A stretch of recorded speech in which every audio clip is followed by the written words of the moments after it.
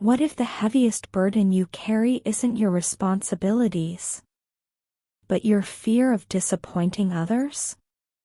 Most people spend their lives shrinking themselves to fit into expectations that were never theirs.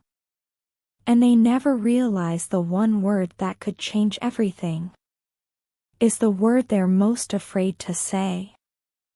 In Seattle, Washington, lived a graphic designer named Emma Rodriguez. She was 29 years old, talented, creative, and completely exhausted. On paper, she had everything it took to build something extraordinary. A top design degree, award-winning work, a vision big enough to change her industry.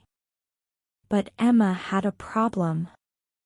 She lived her life trying to make everyone else happy. Her older brother James was a struggling entrepreneur. Every month, a new idea.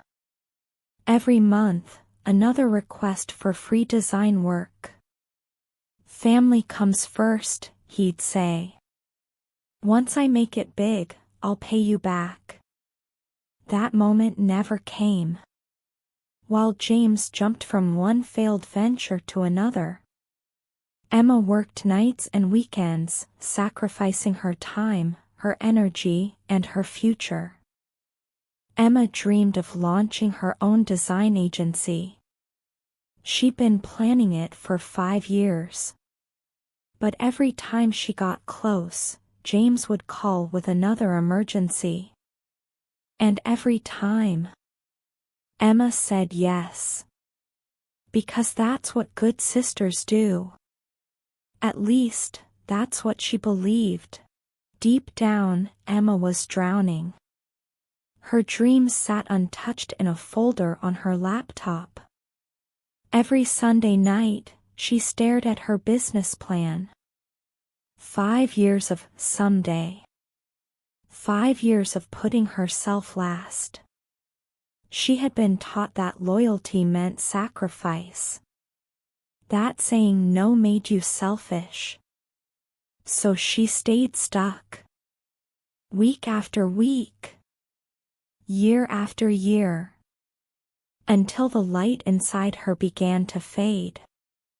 The breaking point came on a cold Friday in October. After 5 years, Emma finally secured a meeting with a major investor. Monday morning. This was her chance. Then her phone rang. It was James. He needed brand materials by Sunday night. "You're the only one who can do this," he said. "This is my big break." Emma tried to explain she had her own meeting. But guilt came faster than understanding. Emma sat alone in her car after that call, tears streaming down her face. She was 30 years old. With nothing to show for her talent but exhaustion and resentment. That weekend, she made a different choice.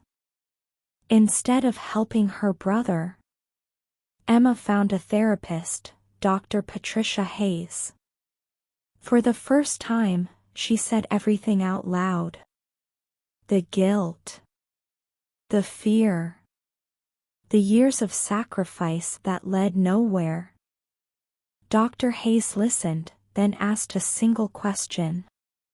"If you give up this meeting, and your brother's business fails like all the others, how will you feel?" Then she said something Emma would never forget. People pleasers don't actually please people. They teach others that their needs don't matter. When you say yes to everyone else, you say no to yourself. That night, Emma made the hardest decision of her life. The next morning, Emma called James. Her hands were shaking, but her voice was steady.